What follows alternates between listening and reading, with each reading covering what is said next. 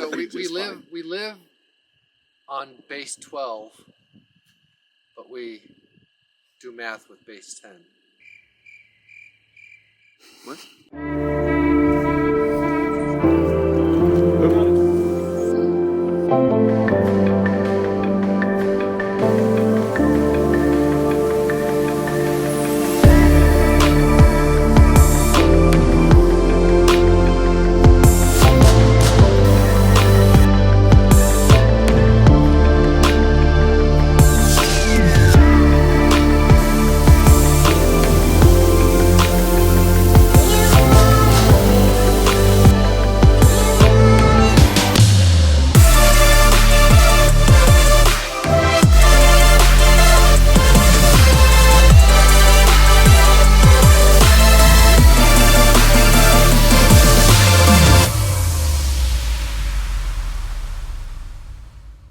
Happy Saturday!